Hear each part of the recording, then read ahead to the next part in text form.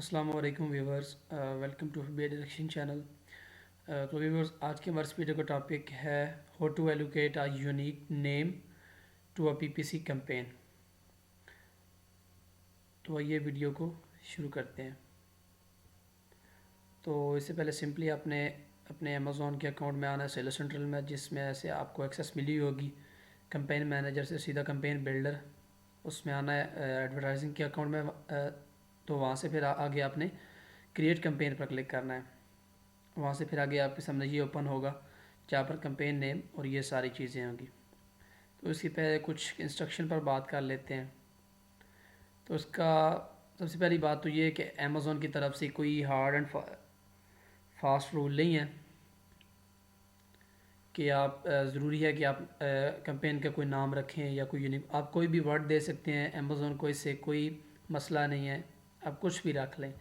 लेकिन हमें इससे मतलब कंसर्न है क्योंकि हमने एक लार्ज डाटा भी मैनेज करना होता है। अगर एक वन प्रोडक्ट का अगर एक स्टोर आप मैनेज कर रहे हैं पीएल का, तो उसमें भी आपने कम से कम जो है 10 से 12 कैंपेन आपकी बन जाती हैं या उससे भी ज़्यादा चली जाती हैं। ओवरऑल सारा डाटा मैनेज कर अगर आप एक ब्रांड के बन जाते हैं तकरीबन 3 से 4 महीनों के लिए, तो उसमें आपने डिफरेंट कैंपेन्स जो है वो बनाएंगे, उनको करेंगे, आर्काइव करेंगे। तो इस तरह से उन वो मिक्सअप होती रहेंगी। तो यूनिक नेम जब तक कैंपेन का ना होगा तो आप उस कैंपेन को रिकॉग्नाइज नहीं कर सकें। तो इसका पर्पज़ यही है कि एक कैंपेन को यूनिक नेम देने का कि it's all you have to recognise your campaign in no time. आपके पास मतलब टाइम कम से कम आपने लगाना है, क्योंकि हम ई कॉमर्स में चल रहे हैं, इसमें हमने स्मार्ट वे पर काम करना है। तो इस वजह से हम जो है कुछ इंस्ट्रक्शन देखेंगे कि अमेज़ोन का हमें कैंपेन्स को एक यूनिक नेम क्यों देना चाहिए। उसके बाद हमें जो है अपने कभी अब आप जब बड़े पीपीसी मैनेजर बन जाएंगे, आपके पास अथॉरिटी होगी, आप एक्सपीरियंस हो जाएंगे, अच्छा खासा आपको एक्सपीरियंस होगा, ज़ाहिर सी बात है आप स्केल करेंगे तो आपके पास बड़े बड़े ब्रांड्स आएंगे। उनकी एक प्रोडक्ट नहीं होगी, उनकी बहुत सारी प्रोडक्ट होंगी। तो उसमें अगर एक प्रोडक्ट की हम करें 20 से 30 कंपेन्स कर दें, तो अगर आपकी मतलब 10 होंगी तो 10 इंटू 20, 10,000 रुपये 20 अगर आप कंपेन, तो आप हिसाब लगाएं 200 से ज़्यादा जो है कंपेन्स बन जाएंगी आपकी। तो आप उनमें से किस तरह की जो एक स्पेसिफिक कंपेन्स को आप ऑप्टिमाइज करना चाहते हैं, उसकी कीवर्ड नेगेशन करना चाहते हैं, या प्रोडक्ट की जो है कुछ जो है वो आप नेगेटिव करना चाहते हो, आप उसको कैसे पहचानेंगे। तो ज़ाहिर सी बात है उसका कोई यूनिक नेम होगा, आपको मतलब जहन में होगा कि जी मैंने इस वजह से बनाई थी या कुछ ऐसा था। तो आप उसे जल्दी जल्दी उसको जो है वो पहचान लेंगे और उसमें से डाटा अपने मतलब का जो डाटा है वो निकाल कर उसे ऑप्टिमाइज़ करेंगे। तो ये इसका है कि इसको करना कैसे है। तो इसका जो हमारा जो मेन है वो ये है कि आप अपनी कंपेन का जो पर्पज़ है उसको सिंपली आप ना कंपेन के नेम में एंटर कर दें। कोई भी कंपेन आप बना रहे हैं उसका एक स्पेसिफिक पर्पज़ होगा आपके पास। मेन आप एक कंपेन बना रहे हैं मेन कीवर्ड के गेस, जाहिर सी बात है वो रैंकिंग की होगी। अगर आप एग्जैक्ट के साथ जा रहे हैं, अगर आप ब्रॉड के साथ जा रहे हैं तो वो किसके लिए होगी, रिसर्च के लिए कि मुझे नए कीवर्ड्स मिले। अगर आप फ्रेज के लिए जा रहे हैं तभी वो रैंकिंग की तरफ जाएगी। तो इस तरह आपका एक स्पेसिफिक पर्पज़ होगा, या आप मुख्तलिफ कीवर्ड्स को टेस्ट कर रहे होंगे ब्रॉड पर, फ्रेज पर, या लूज़ मैच पर। तो आपने उसका जो मेन पर्पज़ है उसको कीवर्ड में जो है वो अपनी कंपेन के नेम में लाजमी एंटर करना है। अच्छा, कुछ कॉमन प्रैक्टिस हैं जो मैंने मुख्तलिफ मतलब जो गुरुज हैं पीपीसी के, मीना लियास हो गए और बहुत सारे, तो उससे मैंने इनका जो एक निचोड़ निकाला है जो मैं मतलब देखा है एक पीपीसी कैंपेन में एक हेल्पफुल हो सकता है। मैंने सोचा आपके साथ शेयर कर दूँ। वो ये कि अगर आपके पास न्यूली अगर आप पीपीसी मैनेजर बने हैं तो आपके पास छोटे छोटे ब्रांड्स आएंगे जिनकी एक प्रोडक्ट है। कॉमनली जो है वो छोटे के पास वही आते हैं, क्योंकि उनका इतना बजट नहीं होता कि वो बड़े बड़े पीपीसी मैनेजर्स को पे कर सकें। तो हमारा रेट तो ज़ाहिर सी बात है जो नए बनते हैं उनका रेट कम होता है, तो वो आपके पास आएंगे। तो उसमें जो आपने फॉलो करना है उनकी चूँकि एक ही प्रोडक्ट होगी, उसमें जो आपने कंपेन नेम देना है उसमें सबसे पहले आपने रखनी है कंपेन टाइप। आपकी कौन सी है टाइप कौन सी है, ऑटो है, मैनुअल है, दो ही होंगी ना, इससे ज़्यादा तो नहीं होंगी। अच्छा, उसके बाद अगर उनकी उसके भी अंदर उसकी हैं टाइप्स, तो आप उसको भी कर सकते हैं, उसको भी इंटर कर सकते हैं कि मेरी आगे प्रोडक्ट टारगेटिंग है या कुछ और, इसको भी आप कर सकते हैं। अगर हम ऑटो को लेकर चलें उसके बाद हमारा आ जाता है पर्पज़ ऑफ द कंपेन। हमारी कंपेन का पर्पज़ क्या है, आप पर्पज़ इंटर करेंगे। उसके बाद टारगेटिंग टाइप इंटर करेंगे, आप लूज़ के साथ जा रहे हैं, क्लोज़ के साथ जा रहे हैं, या किस तरह आप जा रहे हैं, कौन सी यहाँ पर जो आपकी इस कंपेन टाइप के अंदर जो भी टाइप आप सेलेक्ट करेंगे वो यहाँ पर आ जाएगी। उसके बाद बिडिंग स्ट्रैटेजी आप देंगे, अप एंड डाउन है, डाउन ओनली है या फिक्स्ड बिड है। उसके बाद आप कुछ प्लेसमेंट भी देगी। अगर आप दें अगर आप सोचें कि मैंने देनी है तो इसको नहीं में एंटर कर दें, अगर आप नहीं देना चाहते हो आप बेशक ना एंटर करें। और डेट, अच्छा एक बात यहाँ पर ये है कि डेट अमेज़ोन खुद भी देता है, स्टार्ट डेट हमें अमेज़ोन खुद भी देता है, लेकिन हमने चूँकि सर्च टर्म रिपोर्ट डाउनलोड करनी होती है वो हम एक्सेल में कर रहे होंगे तो बार बार हम जाएंगे जी ये कंपेन इस बार, तो आपने अपनी कंपेन का नेम में भी डेट एंटर कर देनी है। अगर नहीं तो आप इसे रिमूव भी कर सकते हैं क्योंकि अमेज़ोन भी आपको एक कॉलम दे देगा सर्च टर्म रिपोर्ट में। उसके बाद एक दूसरा केस, अच्छा दूसरा केस ये था कि आप जब आप मतलब 2-3 साल का आपके पास एक्सपीरियंस हो गया, अच्छे खासा आपकी मतलब इनबाउंड लीड्स अब आ रही हैं आपके पास, तो आपके पास थोड़े बड़े ब्रांड आना शुरू होंगे, फिर उसके बाद बहुत बड़े ब्रांड्स भी आपके पास आएंगे। अगर आप एक अच्छे मतलब सक्सेसफुल वीपीसी मैनेजर बन जाएंगे तो उनके पास एक से ज़्यादा प्रोडक्ट्स होंगी, 2 होंगी, 3 होंगी, 4 होंगी, 5 होंगी, मतलब नंबर इंक्रीज़ करता जाएगा। अच्छा उसमें फिर क्या करना है, उसमें आपने फिर प्रोडक्ट नेम को फर्स्ट पर रखना है, किस प्रोडक्ट की मतलब क्या कौन सी प्रोडक्ट है जिसकी मैं कंपेन जो है वो क्रिएट करने जा रहा हूँ। उसके बाद कंपेन टाइप, फिर उसके बाद उसका भी कोई पर्पज़ होगा जो अगर आप उसकी जो कंपेन कर रहे हैं उसका जो कंपेन क्रिएट कर रहे हैं उसका भी कोई पर्पज़ होगा तो आप क्रिएट कर रहे हैं ना। रिसर्च है, रैंकिंग है, कोई कीवर्ड टेस्ट कर रहे हैं, कोई प्रोडक्ट को मतलब कैटेगरी टारगेटिंग में ला रहे हैं, क्यों ला रहे हैं, वो आप यहाँ पर दे सकते हैं कि जी मैं ये चेक करना चाहता हूँ। उसके बाद टारगेटिंग टाइप यहाँ पर भी आप देंगे। उसके बाद बिडिंग स्ट्रैटेजी, प्लेसमेंट और प्लस डेट, इसको आप रिमूव भी कर सकते हैं यहाँ से, ये आपकी मर्ज़ी। अगर आप डेट इंटर कर दें तो ये आपकी आसानी के लिए है, नहीं तो आप रिमूव कर सकते हैं। तो ये 2 बेसिक्स ही थी जो 2 केस हमारे केसेस में बनता है जो न्यूली पीवीसी मैनेजर बनते हैं। तो ये जब सारा हम करते हैं इसलिए कि हमारा डाटा जो है वो हम अगर यूज डाटा हमारे पास है तो हम उसे इजीली मैनेज कर सकें, हमारी जो सर्च टर्म रिपोर्ट है हम उसे इजीली मतलब रीड कर सकें और अपनी कंपेन्स को ऑप्टिमाइज़ कर सकें। अब आए हम जाते हैं एडवर्टाइजिंग अकाउंट में और देखते हैं कि किस तरह हमने इसको करना है। अच्छा इन केस कि आपके पास जो है वो एक प्रोडक्ट वाला पीएल का जो स्टोर है आपके पास, अब कंपेन टाइप क्या है, ऑटो।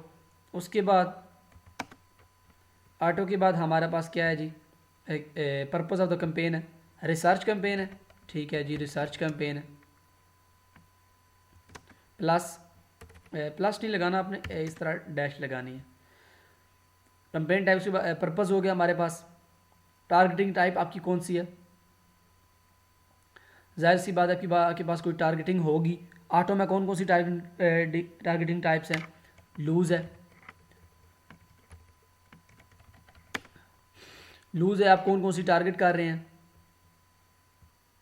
अब एक कंपेन में आप जो है वो सारी भी टारगेट कर सकते हैं, लेकिन आप एक भी टारगेट कर सकते हैं, लेकिन रिकमेंड यही किया जाता है कि अगर आप जब न्यूली लॉन्च प्रोडक्ट्स कर रहे हैं, प्रोडक्ट को न्यूली लॉन्च है तो आप उसको ना एक ही जो है वो टारगेटिंग टाइप जो एट द सेम टाइम एक ही वो टारगेट करें। अच्छा उसके बाद फिर हमने मिसाल के तौर पर हम लूज टारगेट कर रहे हैं। उसके बाद क्या है जी हमारी बिडिंग स्ट्रैटेजी क्या है, ऑटो में जो रिकमेंडेड है वो है डाउन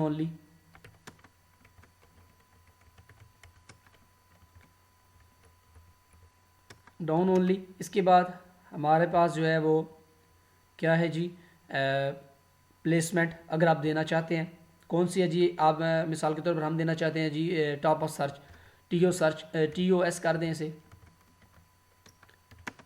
TOS करेंगे जब तो जी इसके बाद हम जी कब स्टार्ट कर रहे हैं जी 18 दिसंबर। ये अब आप ये देखें जब आपके पास ये मतलब होगी इतनी नेम होगा उसका कंपेन का, इसे हम देख लेते हैं यहाँ पर। मिसाल के तौर पर अगर आपके पास जो है वो एक सर्च टर्म रिपोर्ट आई है उसमें कम से कम आपके पास 100 कंपेन्स हैं पीपीसी की, अब आप कैसे उसमें से निकालेंगे जी, मैं तो इसके लिए आया हूँ। आपको पर्पज़ याद होगा कि मैंने रिसर्च कंपेन की थी किसके साथ, लूज मैच के साथ, आपको पर्पज़ भी याद होगा, कुछ आपको थोड़ा बहुत भी अगर याद हुआ अपनी कंपेन के बारे में जी मैंने ये किया था और इसलिए क्रिएट की, तो आप उसको जो है वो फ़िल्टर कर लेंगे। तो इस तरह आपका जो कीमती टाइम है वो बच जाएगा कि कंपेन आपको तलाश करने में। तो बेसिकली पर्पज़ ही हमारा यही है कि हम अपने एक लार्ज डाटा को जो है वो इजीली मैनेज कर सकें। तो ये था कि आप इसको कोई यूनिक नेम, अब देखिए कितना यूनिक है। हम अपनी कंपेन टाइप भी हमें पता चल रही है, हमारा का जो पर्पज़ है कंपेन का वो भी पता चल रहा है, लूज़ है वो भी पता चल रहा है, डाउन ओनली इसकी जो है वो बिडिंग स्ट्रैटेजी भी पता चल रही है। अगर प्लेसमेंट है, मिसाल के तौर पर अगर आप जी चाहते हैं कि मैं जी जा रहा हूँ क्लोज मैच के साथ, क्लोज, ये क्लोज हो गया। आप चाहते हैं कि जी मैं क्लोज मैच पर मैं जाऊंगा जी पीडीपी पर, प्रोडक्ट पेजेस पर,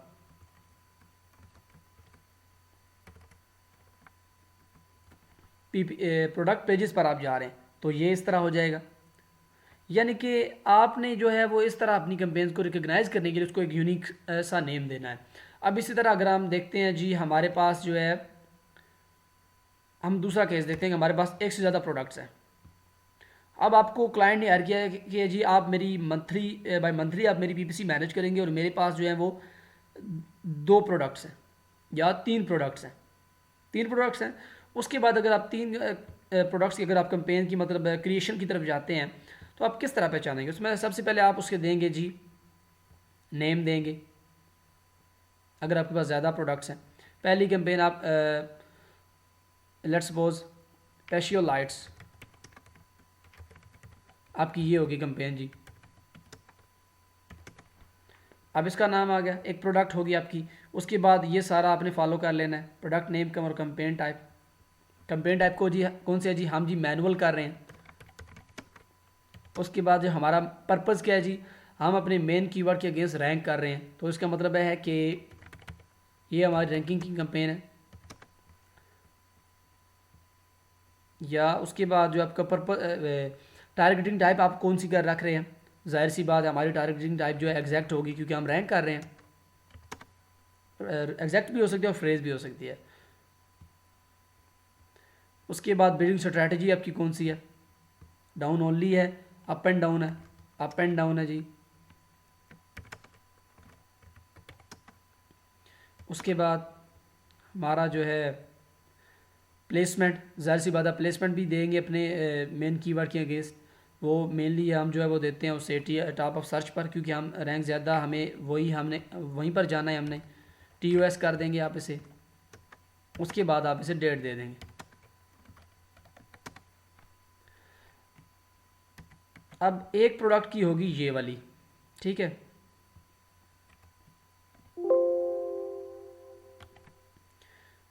अब दूसरी के लिए हम क्या करेंगे,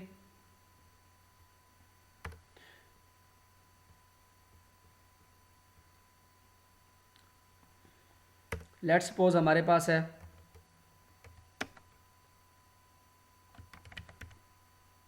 पैशियो फेरी, ये हमारी दूसरी प्रोडक्ट होगी और हमारी ये कंपेन है, मैनुअल भी है, रैंकिंग भी है, मैनुअल भी है। और हमारी ये जो कंपेन है ये रिसर्च कंपेन है। किस कीवर्ड के अगेंस्ट, हमारे जो मेन कीवर्ड के अगेंस्ट हम चाहते हैं कि हमें कोई और कीवर्ड्स मिले।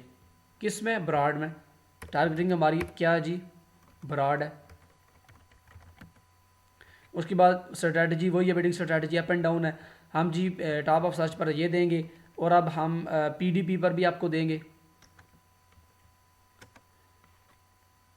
उसके बाद आपकी डेट आ गई। अब सिंपली हम इसे जाकर देखते हैं।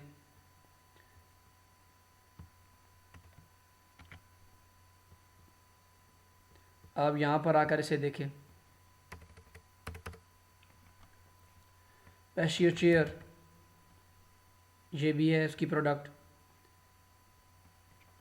हमारी। अब यहाँ पर जो कंपेन है ये भी रिसर्च कंपेन है, लेकिन अब हम जा रहे हैं जी फ्रेज के साथ। अब हम जा रहे हैं कैटेगरी टारगेटिंग में, कि हम कैटेगरी में देखना चाहते हैं कि हमें हमारी प्रोडक्ट के लिहाज से कौन सी प्रोडक्ट मिल सकती हैं जो कि मतलब हम उनसे ज़्यादा प्लस पॉइंट्स रखते हैं। अप एंड डाउन करेंगे हम इसे स्ट्रैटेजी। टॉप ऑफ सर्च पर हम इसे यहाँ पर देंगे, PDP पर हम इसे ज़्यादा देना चाहेंगे क्योंकि हम जो है वो कैटेगरी में जा रहे हैं। ये देखें 80s। इसके बाद और प्रोडक्ट पेजेस पर हम शो होंगे ज़्यादातर। हमें वहीं से जो है कंपैरिजन हमने करवाना है अपनी प्रोडक्ट का दूसरी प्रोडक्ट के साथ, तो हम PDP पर ज़्यादा जाना चाहेंगे, इसलिए हम PDP के रखेंगे इसमें और डेट दे देंगे। अब सिंपली अब हम जाकर हम इसका एनालिसिस करते हैं कि हमारी अगर 3 प्रोडक्ट्स हैं, हमने 3 कंपेन्स क्रिएट किए, इसी तरह हम जो है वो एट द सेम टाइम जो है वो डिफरेंट कंपेन्स ज़रूरी हमारी सिर्फ 3 कंपेन्स ही होंगी। हम ऑटो में हो सकता है 4 चला रहे हों एट द सेम टाइम। अब यहाँ पर आप देखें, अब इसी तरह की अगर हों ये सारी, तो अब क्या हम इन्हें पहचान सकेंगे? ये देखिए हमारी कितनी बन गई, 3 3 6 और 3 9, 9 बन गई। हम यहाँ पर इसे कैसे पहचानेंगे? कुछ ना कुछ स्पेसिफिकली लिखा हुआ होगा तो ही पहचान पाएंगे ना, अगर नहीं तो फिर ढूंढते रहेंगे कौन सी कंपेन है, मैंने क्या किया था, मैंने कौन से कब क्रिएट की थी। तो इसलिए हमारा जो बेसिक पर्पस है नाम देने का वो यही है कि हम कम से कम टाइम जो है वो डाटा को रिकॉग्नाइज करने में लगाएं और डाटा को सही तरीके से हम मैनेज कर सकें। इसी तरह आप ज़्यादा से ज़्यादा टाइम को अपने सेव करके आप ज़्यादा से ज़्यादा क्लाइंट मैनेज कर सकेंगे और ज़्यादा मनी अर्न कर सकेंगे। यही था पर्पज़, आपके साथ कुछ नॉलेज शेयर करने का। उम्मीद है आपको ये वीडियो पसंद हुई होगी।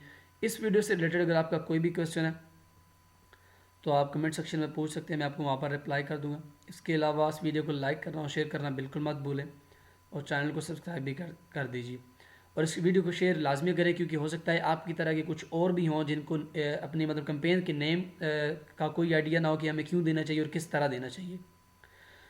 तो आई होप कि आपको ये वीडियो पसंद है, इसकी वीडियो को लाइक कर दीजिएगा काइंडली। Thanks for watching.